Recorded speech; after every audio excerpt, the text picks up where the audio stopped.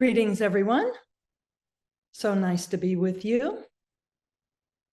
Okay, now to our questions for this month. Are there Rosicrucian techniques that can help me to concentrate better?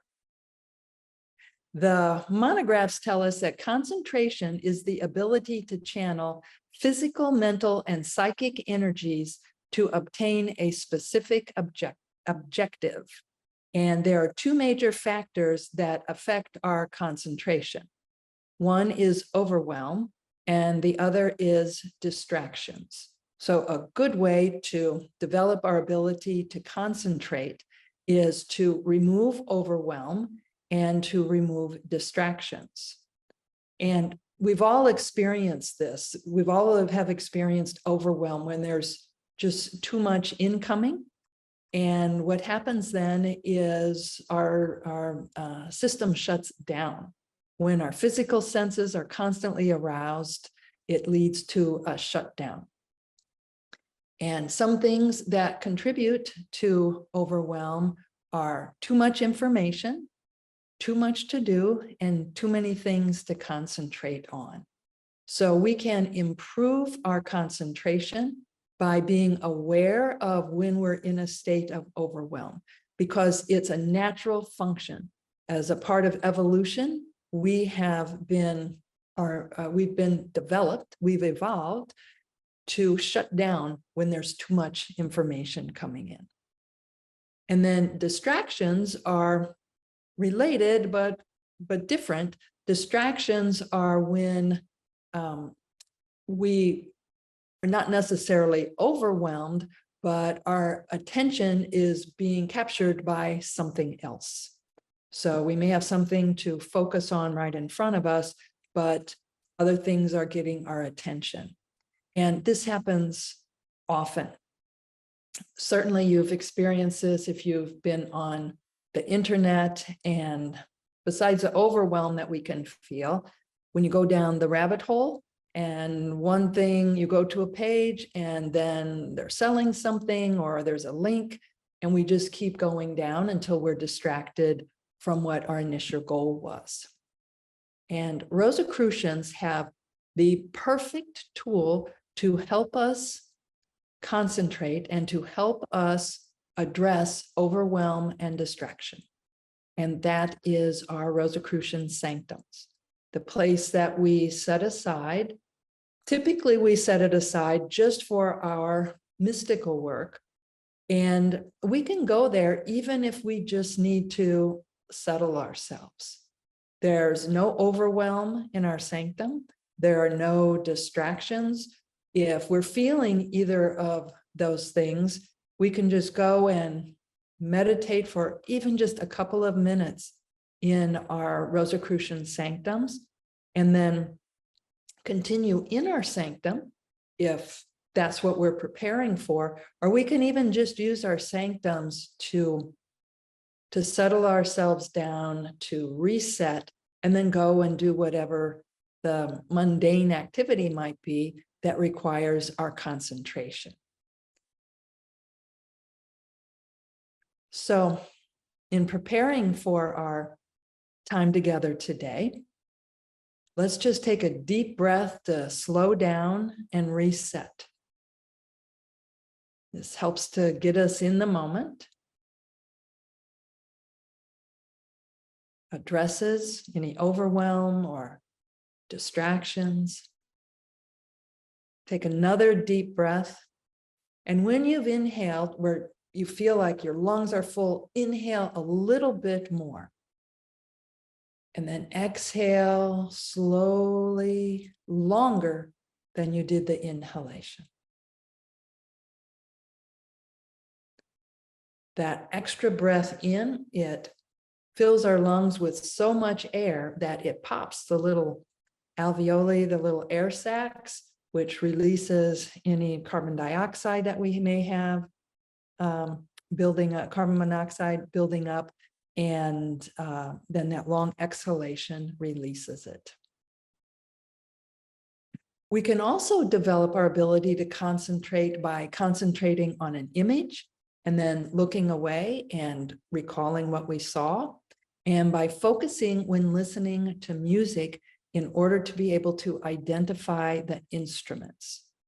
So we're going to do this in a moment. We're going to listen. We have a video that we're going to watch and listen to, and it is Tchaikovsky's Swan Lake, the theme. You're probably familiar with this music. This is performed by the 3rd Polish Nationwide Music School Symphonic Orchestra competition in Gdansk, Poland, and the conductor is Sylvia Anna Janiak, she probably says Janiak-Kobylinska. And it's the Symphony Orchestra for the Feliks Nowowiejski Music School in Gdansk, Poland. So as we're watching this video, call out to yourself the instruments that you hear and that you see. And I'm going to mention some of them as well. And then we're going to listen a second time, and you will focus, you will place your concentration on what you hear. Now, if you're already very familiar with the sound of instruments, you can do that with the first round where you're listening to the music and you can identify through concentration an oboe or bassoon. So you can do it either way, but I will be mentioning the instruments that are playing as we listen the first time. So we'll do this now.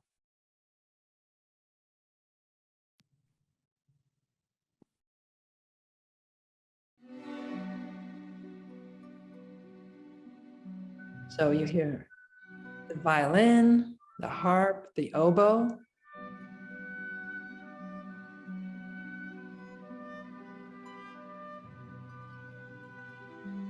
The harp again.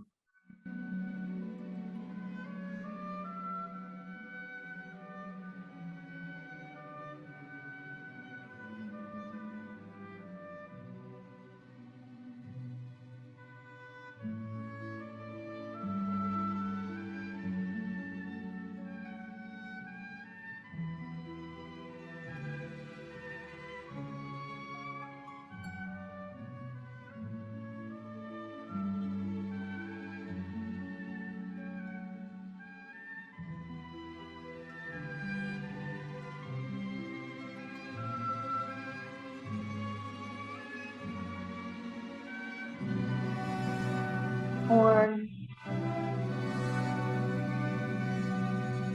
timpani or kettle drum in the background,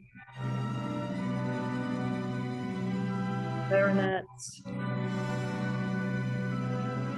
flutes,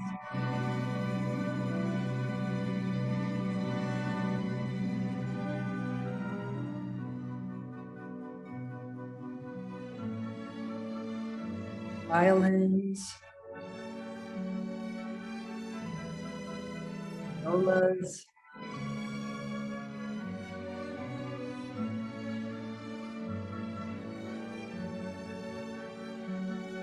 cellos, and flutes.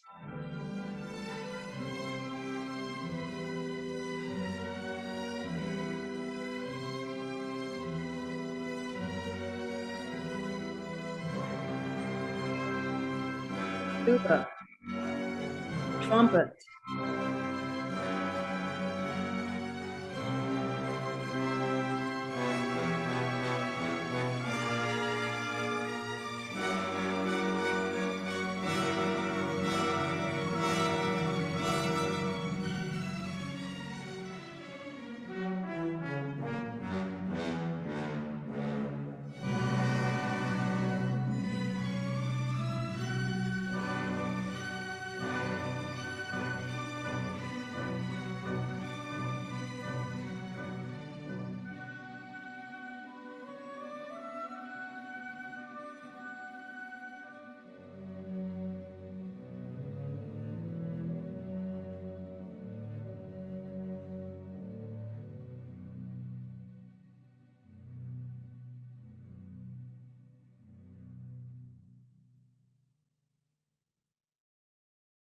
Okay, we're going to listen to this again. And this time, I encourage you to close your eyes and identify the sounds that you hear by concentrating on the music. This was a high school competition in Poland. I love that these high school musicians were so talented. So now we're going to listen to the entire piece again, and just mentally, as the different instruments are played, just mentally say the name of the instrument.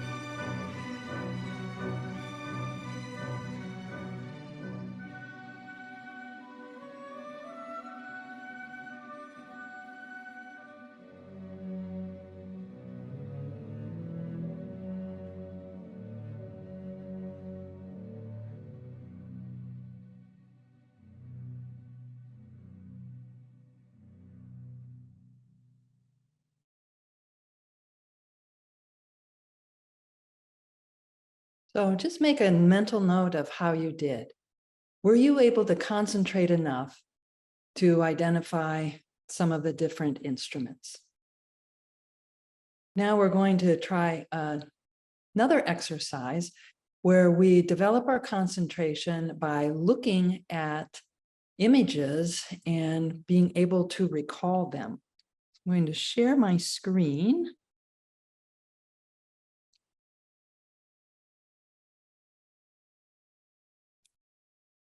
Okay, so it looks to me like I have this full screen. Okay, we're good to go. All right, so gently gaze upon this image.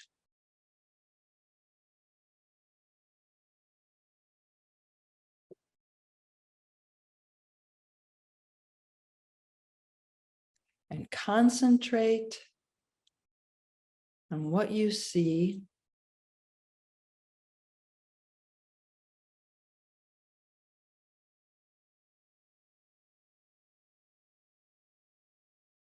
Be aware of the details.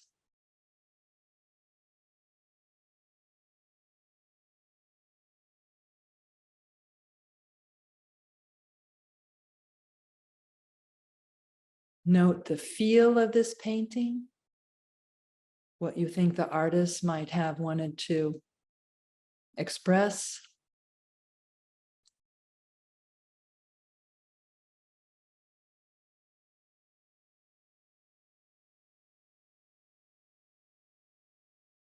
Be aware of the colors.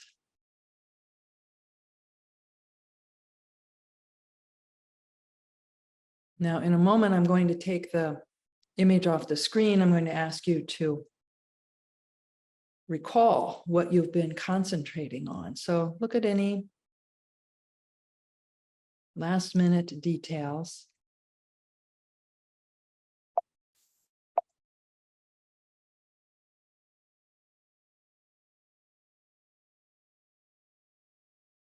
Oops, I went too far here.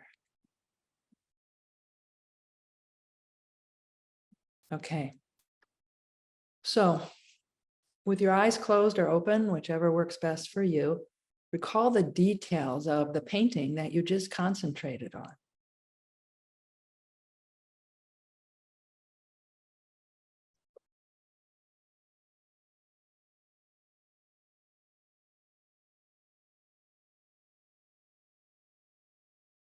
If you have paper handy, you could even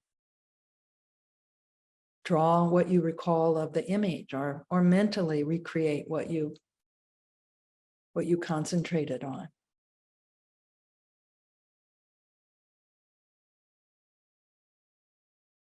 What were the colors?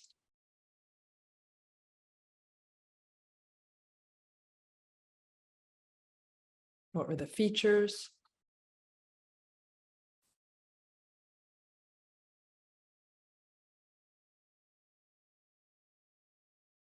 Did you notice any people?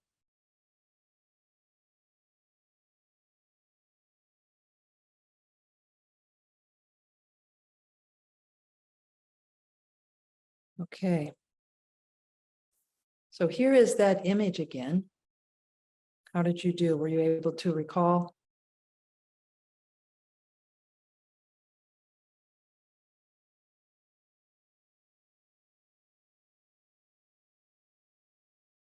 This painting is by H. Spencer Lewis. It's called The Entrance to Karnak.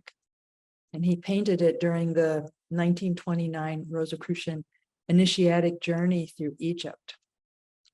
It's a pastel. We have this painting at Rosicrucian Park.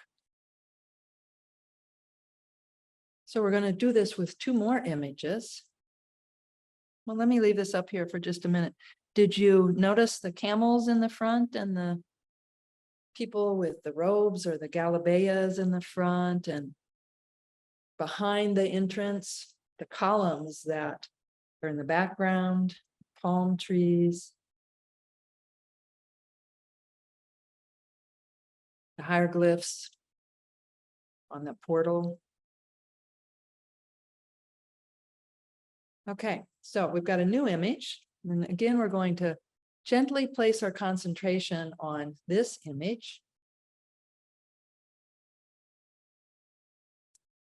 So just notice some of the details, be aware of what the artist might have hoped to express.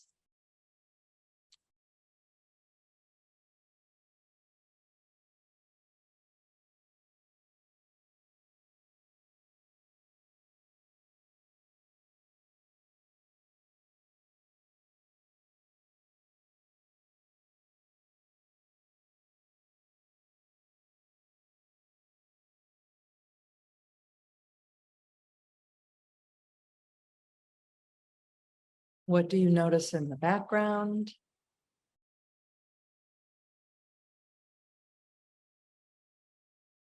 What colors do you see?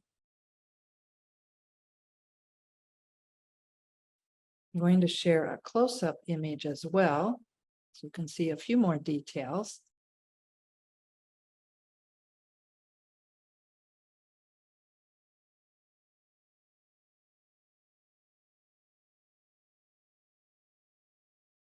And now close your eyes and see how many of the details you can recall.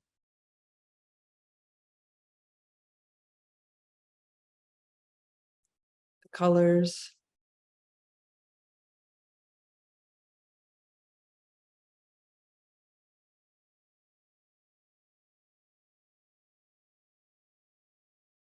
Feel.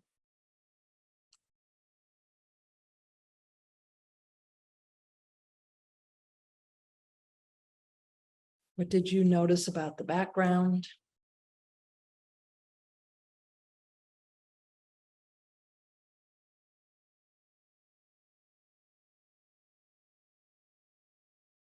What was the woman holding?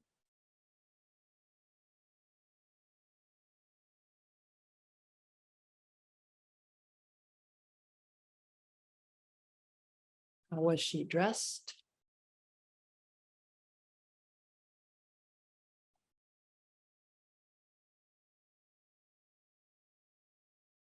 Again, if you have paper handy, you can draw an image of what you recall, or just do this mentally.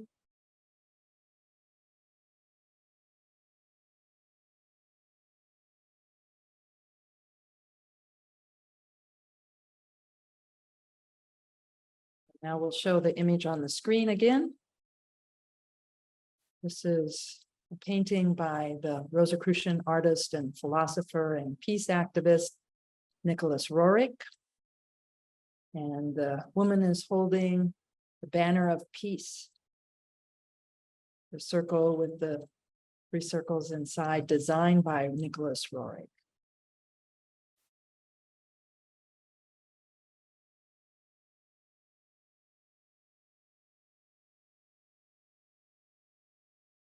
So see how you did in noticing the details.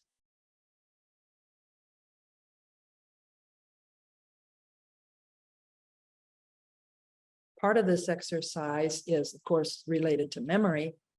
And another part is, did you even notice these things? Did you notice the golden orb behind her head, or the headdress that the woman's wearing? Or the scene in the background, which I believe is in Tibet.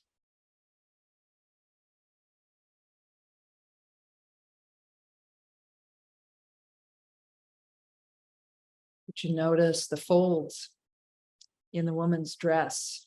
It looks like it's probably made of velvet, the way, what a talented artist.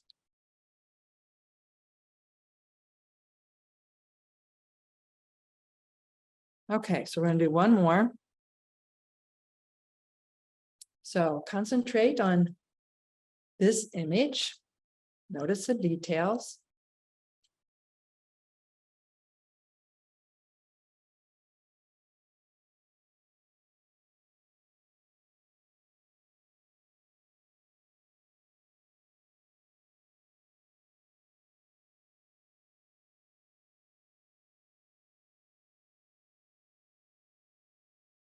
What do you think the artist hoped to convey, was expressing?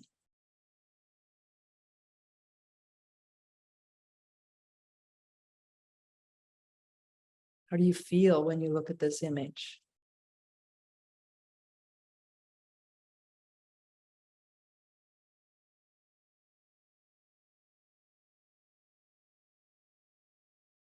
Notice the colors, the action, what's happening.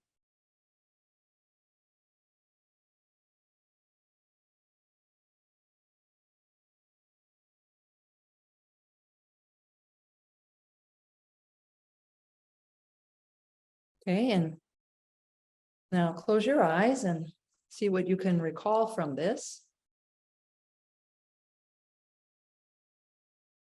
Again, if you want to draw a sketch of this, or just mentally recreate it, being aware of how you felt looking at it, what was happening, the colors.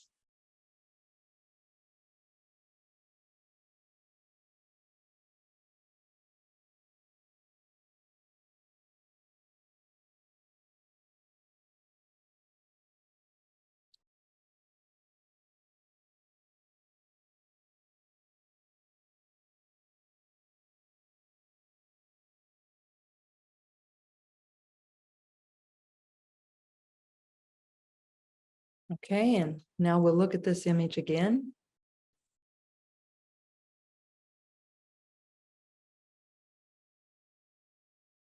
Just make a mental note of, again, this isn't an exercise so much about memory as what you noticed.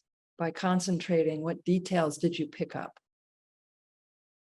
Did you see the water flowing from the person on the left and from the object in their hand and the flames in the incense burner? Did you notice the colors, the headdresses? This is a mural in the Grand Temple. As you exit the Grand Temple, we face this image, and it is the figure in the middle is Queen Hatshepsut, and she's being invested or initiated into the powers of Pharaoh. And we have an incense burner just like that one that's in the mural, and it's an ancient incense burner in the Rosicrucian Egyptian Museum that's shaped like that. So these are the representatives of the deities conferring the power of the divine upon Hatshepsut for her to reign. And did anybody notice on the chair to the right underneath, you see those two little hieroglyphs? The one on the right, you might recognize that's the Ankh, the symbol of life. And next to that is the hieroglyph for light. So that's light and life. And then the Eye of Horus up above.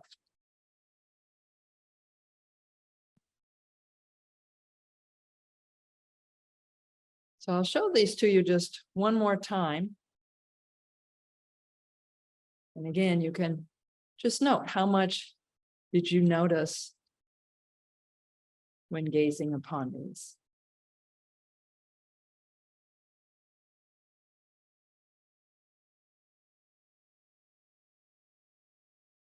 So we can practice this. It's a good way to develop our ability to concentrate. There are many benefits in developing our skills to concentrate. We can be more aware. I like this quotation by Betty Smith.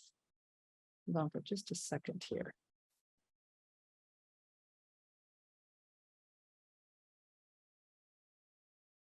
Betty Smith said, "Look at everything always as though you were seeing it either for the first or last time. Thus is your time on earth filled with glory."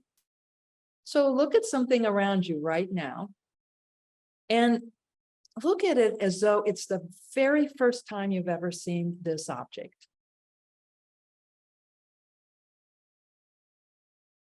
Maybe it's something very simple. Maybe it's a lamp or a pencil.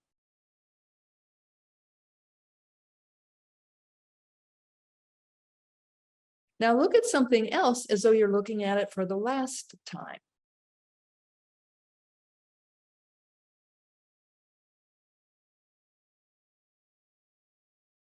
Imagine if this is the last time you're going to see whatever it is you're gazing upon. You would really concentrate on that. We can use concentration to help us complete tasks. There are many simple tasks that we do that just by focusing or concentrating, we're much more efficacious. We can use concentration to create works of art. Artists often are totally absorbed with gentle concentration in their work, or to write a book or a poem, or to create a mathematical formula. We can use concentration to connect with someone. For getting to know someone, it's not helpful to have distractions or overwhelm, but be able to gently place our concentration on experiencing that person, on hearing what they have to say, on gazing upon their face, really giving them our attention. We can use concentration to perform certain experiments and meditations and exercises in the Rosicrucian teachings. And concentration is a very important part of the Rosicrucian visualization technique. We focus on the details so that we can really experience or feel what it is we're visualizing. We use concentration to place our attention, our focus on our psychic centers. This really requires concentration. If we're distracted or overwhelmed by things, how can we be aware of the very subtle vibrations, the energy and information that's in the psychic centers? So this is the best way to reach these centers. When we practice our experiments in seeing an aura, we're taught that we're not seeing the aura with our physical eyes. We are sensing the vibrations of someone with our psychic vision. So this requires gentle attention, gentle concentration. None of the exercises or meditations or experiments in the monographs have us focus to the point of stress. It's always a gentle concentration. And we can't do that if we're overwhelmed or distracted. So again, it's getting that out of the way, and then concentration flows very naturally. With looking at the auras, when we look at something for a long time, this produces what is called ocular fatigue, and it numbs our eyes, and then the psychic vision picks up the vibrations. So we're actually seeing auras with our psychic vision. It perceives the interaction of our energy with the energy in the field around us. That's why we see, like when you see an aura, you're seeing it around a person or around our hands. It helps to concentrate during the Council of Solace. We're attuning with a high level of vibration, and so it helps to be able to focus, to place our attention there. The purpose of the monographs is to set the conditions for mystical experiences, you know, those experiences of awe. That's the purpose of our sanctum periods. And we need to know how to concentrate to do this. It's not helpful to be thinking about what we need to buy at the grocery store, or to have, say, loud music or something that's distracting us. Again, concentration is the ability to channel physical, mental, and psychic energies to obtain a specific objective, and it helps us to be aware. So we're going to practice concentrating on energy and information in the pineal center in our head. We have 12 psychic centers in our being. And there's one that is around the pineal gland, but it's called the pineal center, is the psychic center. And it is at the level of our eyebrows, but in the back of our head. So the pineal center is in the back of our head. And we're going to gently place our attention there. We're going to concentrate to see if you can feel its gentle vibrations. But before we do that, first, we're going to completely relax ourselves through a very simple breathing exercise. So please sit comfortably. Take 3 deep breaths, becoming more relaxed with each exhalation.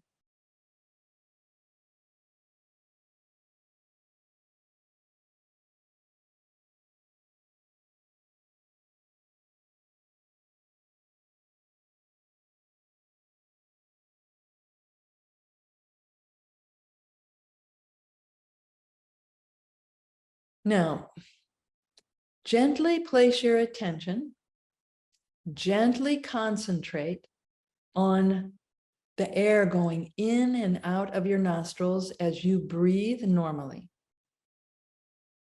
This is in a very relaxed manner. If your mind wanders, no problem. Just gently bring your awareness back to the air going in and out of your nostrils.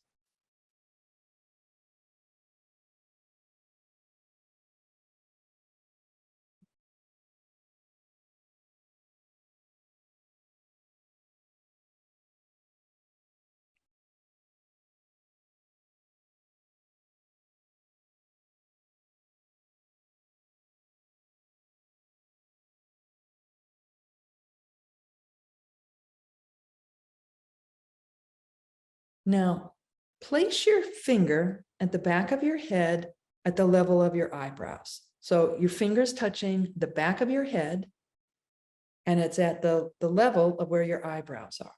So just touch your head back there a little bit. And drop your hand.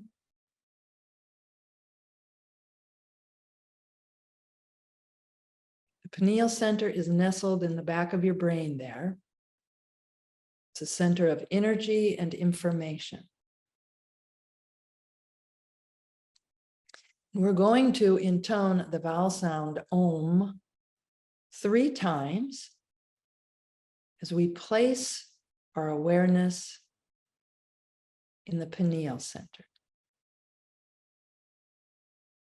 Ready? Inhale.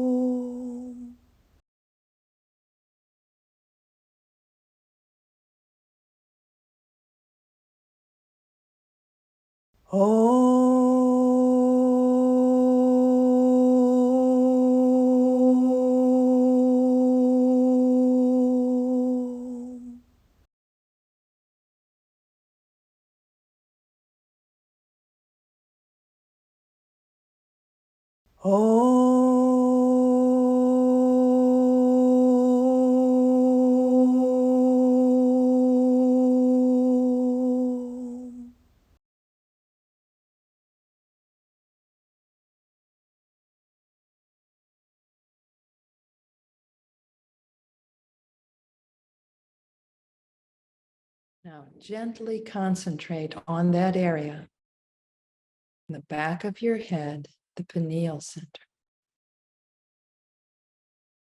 Being aware of any vibrations or other sensations you may feel.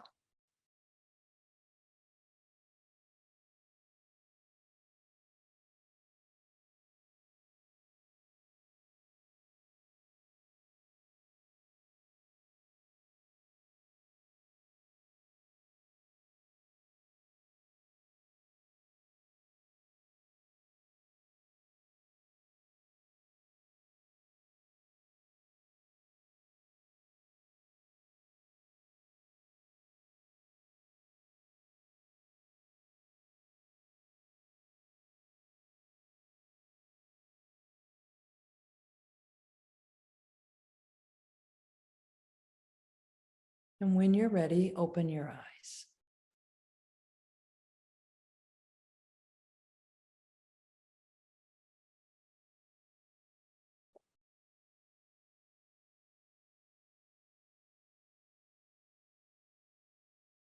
Okay, now we have our next question. What, if any, is the relationship or connection between AMORC's founder, H. Spencer Lewis, Max Heindel, and Rudolph Steiner? Do they all have access to Rosicrucian archives? To my knowledge, there is no connection between these 3 people. I am not familiar with how Max Heindel and Rudolph Steiner received the information that they had about Rosicrucianism. My understanding is both of them had, in addition to people who introduced them to the material, that they also had some experiences that connected them with Rosicrucianism. For H. Spencer Lewis, though, it was a different experience. The book, Rosicrucian History and Mysteries by the Rosicrucian archivist Christian Rebis, talks a little bit about Max Heindel and Rudolph Steiner. And this book's available for free on rosicrucian.org. Again, it's Rosicrucian History and Mysteries.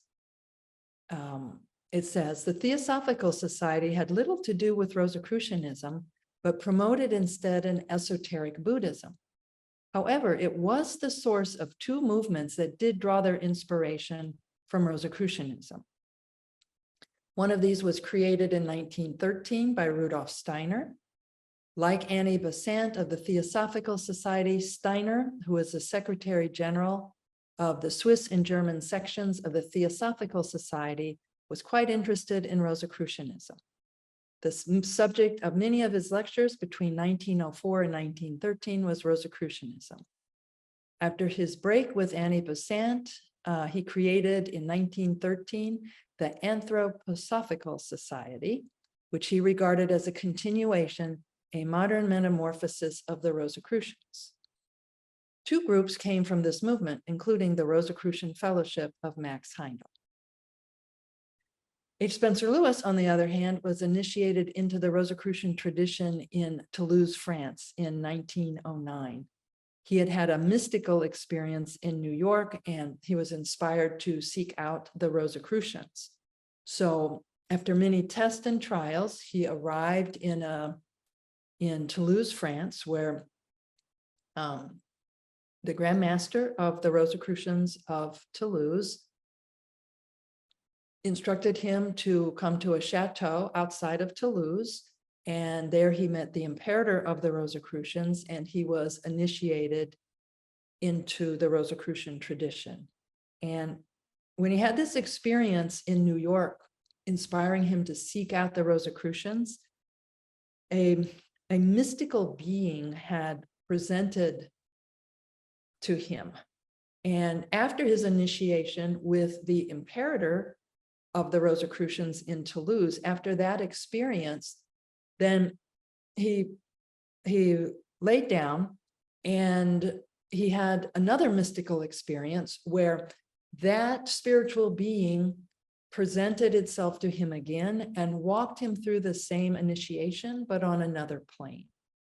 And then those Rosicrucians in Toulouse asked H. Spencer Lewis if he would reestablish the Rosicrucian Order in America in the year 1915. And this was in 1909. And H. Spencer Lewis agreed to do this. And so during those years, he inspired others to help him form the Rosicrucian Order, AMORC. And H. Spencer Lewis credits a woman named May Banks Stacy as being the co-founder of AMORC. When he was in Toulouse, the Grand Master and the imperator of the Rosicrucians said, to complete your work, you're going to find someone who will give you documents and a jewel, and they showed him a seal and said, and we'll show you this seal, and together you will complete this work. So he later saw May Banks Stacy, and her son was a colonel in the military, and she traveled with him to Egypt and to India. And when she was there, Rosicrucians gave her, when she was in Egypt, Rosicrucians gave her a mystical jewel and some sealed documents. And they told her that you're to keep these until you come across another person and you'll know what to do with these. And then after she left Egypt, she went to India. And when she showed them these documents, she was initiated and she was instructed to be the legate for the Rosicrucians for America. But she was told that the order wouldn't be established there until 1915, and it would be under the patronage of France. So she's in Egypt and India, and H. Spencer Lewis went to France where he was initiated and came back to New York, and they met in New York. And she gave H. Spencer Lewis a jewel and documents with a seal, and it matched the seal that he had received, and was told that you'll meet someone who will provide other materials that will complete what you need to establish the Rosicrucian Order in America. So they did that. We have the jewel that she gave to H. Spencer Lewis in an artifact case in the Rosicrucian Research Library. And then in 1915, H. Spencer Lewis and 8 other fratres and sorors, there were 9 of them total, established the Rosicrucian Order, AMORC. And he was given manuscripts when he was in France, and he meditated on those. And at first, H. Spencer Lewis presented all of the discourses during convocations in person. And then he authorized other people to present his discourses in other locations. And then in the 1920s, he wrote these and put them into a packet. It was called Chromot. It was a packet of materials that was mailed to members, mostly around North America, around Canada and the United States, but then it expanded to Europe first in Scandinavia. And so then there were so many people who wanted to receive the material, and they were farther away from where he was in New York and then later in California, that he then created the monographs that we study today. So we have the great privilege of having access to the manuscripts that H. Spencer Lewis received from the Rosicrucians in France, who had perpetuated the tradition there for a very long time. And then the monographs were based on his meditations on these. So we benefit from the knowledge that was in the manuscripts that H. Spencer Lewis received and his own insights. And so Rosicrucians, that's what we study today. And if you're interested in the story of H. Spencer Lewis's journey to France, you can read his biography written by his son, Ralph Lewis. It's called Cosmic Mission Fulfilled. It tells all these details. And we also created a video series called Restorer of Rosicrucianism. It's about H. Spencer Lewis's life, and that's available on rosicrucian.org. So all of those resources are free. Okay, our next question. The human skin and skeletal muscles are described as being large organs of the human body. How are these two large organs innervated by the autonomic nervous system?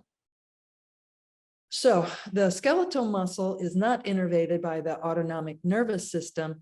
The somatic nervous system innervates the skeletal muscle. And the somatic nervous system consists of nerves that go to the skin and muscles and is involved in conscious activities. It allows us to move and control muscles throughout our body.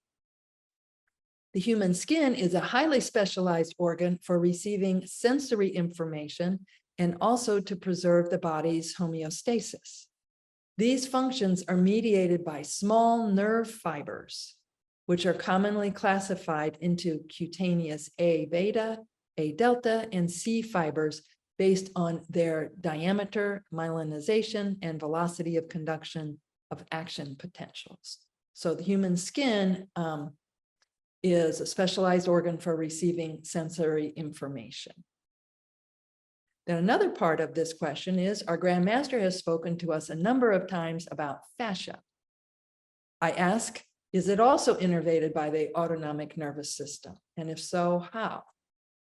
So research suggests that techniques can be used to release the tension that's in our fascia.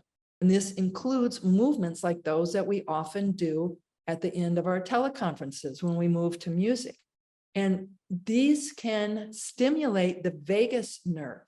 You know, that's those two long nerves that go from our brain down to our gut, promoting activation and restoring balance to the autonomic nervous system.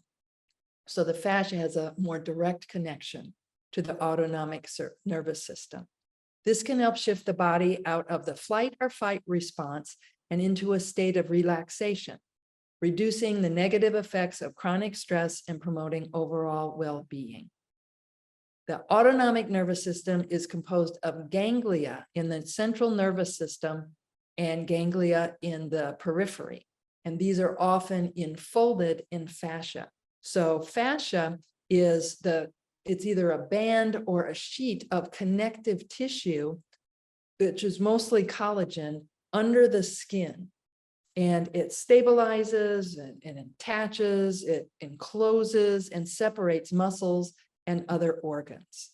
It also forms a gliding interface with underlying muscle that allows the free movement of muscle under our skin, which is less mobile.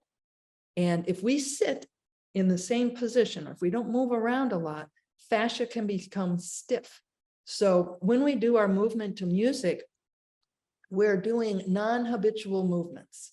We're doing things like this and this that loosens the fascia up.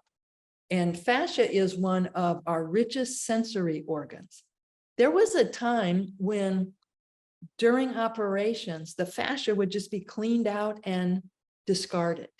And here it is, one of the most nerve-rich parts of our body. Many people today consider it an organ. The fascia that exists, again, it encloses our organs, it's under the skin, it connects, and the nerves in fascia, sometimes there are between 6 and 10 times as many nerves in fascia as there are in our regular muscles. And fascia helps give us an idea of how we're doing. It suggests, the research shows that it communicates to us our outer body positioning to how we are inside. Fascia tells us if we're okay. Any influence on the fascia also influences the autonomic nervous system.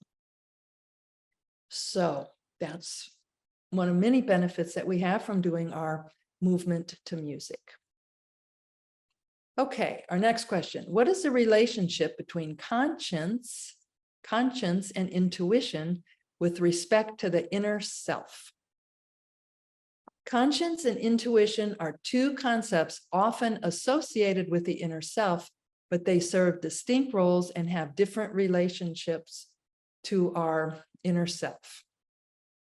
Now, the monographs, this is actually from the Rosicrucian glossary.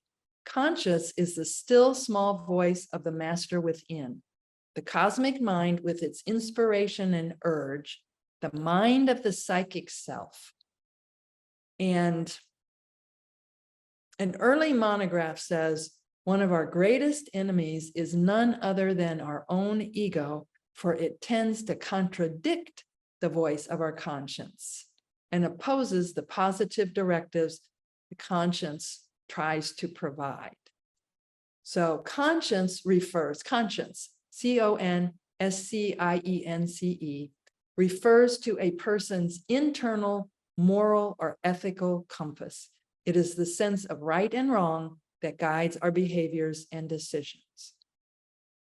Now, intuition is the ability to understand or to know something without the need for conscious reasoning.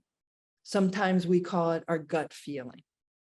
It is considered a more instinctual and emotional aspect of the inner self, where the conscience is a more rational and analytical aspect that relies on what we've learned and on our principles and values. Intuition is considered a more instinctual and emotional aspect of the inner self. It operates beneath conscious awareness and is sometimes associated with the subconscious mind. It can guide decision-making, problem-solving, and creativity by drawing upon a person's accumulated knowledge and experiences in a way that may not be immediately explainable. It is often associated with a deep sense of knowing, but it doesn't always align with conventional logic or rational thought. Then the next part of this question is, what is the,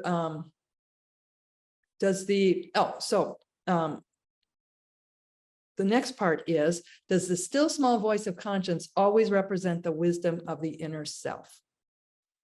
While the still small voice of conscience is often viewed as a source of inner wisdom, its alignment with the true wisdom of the inner self can vary based on individual experiences, external influences, and personal growth. And as the monographs say, if we override that still small voice with the ego. So it's important for us to engage in self-reflection, introspection, and ethical examination to ensure that our conscience reflects our authentic inner values and wisdom. Okay, so that concludes our questions and answers for this month. Thank you so much for participating.